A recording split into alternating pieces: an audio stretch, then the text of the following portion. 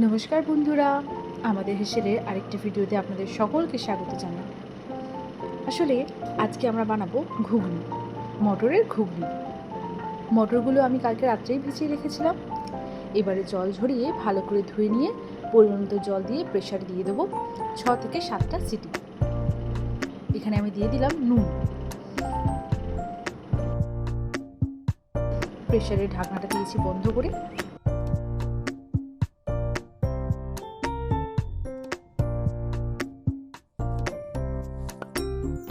প্রেসারের সিটিটা উঠুন, ততক্ষণে আমরা পেঁয়াজ আর টমেটো দুটোই একেবারে কেটে রেডি করে নেব।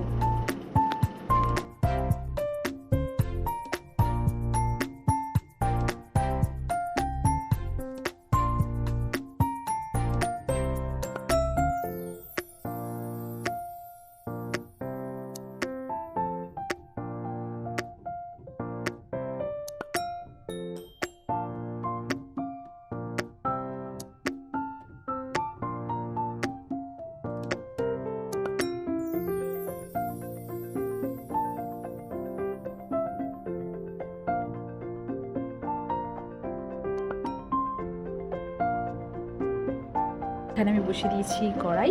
এবারে তাতে দিয়ে দিয়েছি সর্ষের তেল। তেলটা গরম হয়ে যেতেই টুকরো করে রাখা আলুগুলো কিন্তু এই ছোটো ছোটো কিউবের মতো করে কাটা হবে।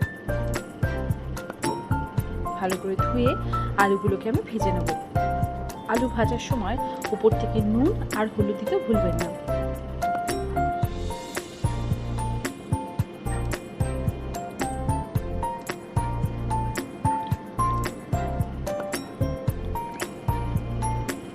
আলুটা ভাজা হয়ে গেছে, এবার এগুলোকে আমি তুলে নিচ্ছি।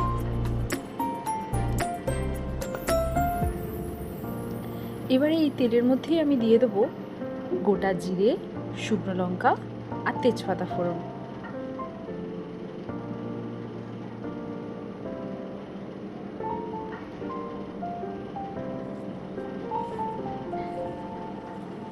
এখন আমি দিয়ে দিলাম পেঁয়াজ কুচি।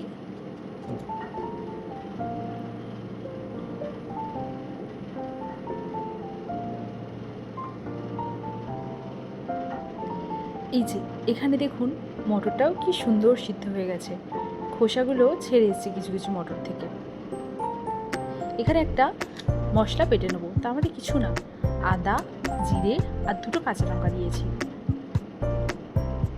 মশলা বাটা কিন্তু কমপ্লিট।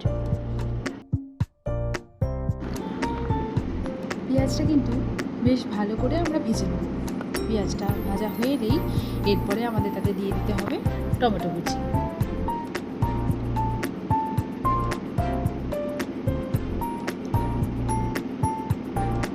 টমেটো আর পেঁয়াজটা ভাজা হয়ে গেছে, এখন আমি তাতে অ্যাড করে দিলাম বেটে রাখা মশলাটা।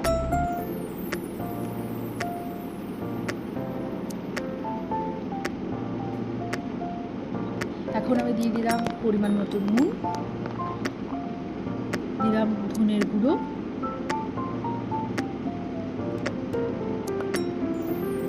এখানে দিয়ে দিলাম হাফ চামচ চিনি আর দিলাম মিট মশলা।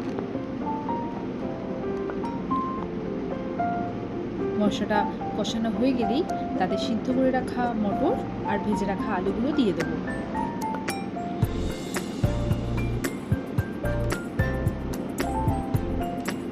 এখানে আমি দিয়ে দিলাম 1 চামচ কাশ্মীরি লঙ্কার গুঁড়ো, দিলাম 1 চামচ হলুদ,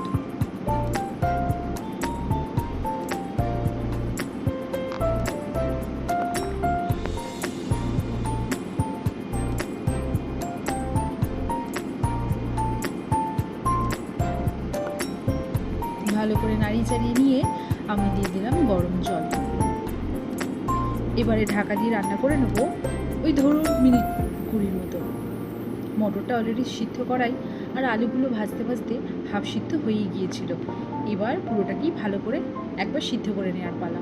20 মিনিট হয়ে গেছে, ঢাকনাটা সরাতেই কি দারুণ একটা সুগন্ধ বেরিয়েছে। এখানে আমি দিয়ে দিলাম 1 চামচ নারকেল বাটা।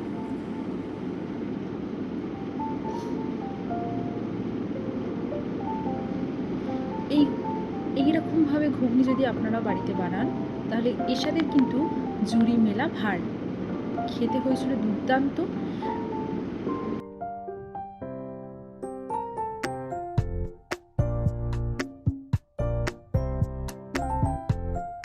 ওপর থেকে পেঁয়াজ কুচি আর ছুরি ভাজা দিয়ে পরিবেশন করে দেবো। আপনারা অবশ্যই এভাবে বাড়িতে একবার ট্রাই করে দেখবেন।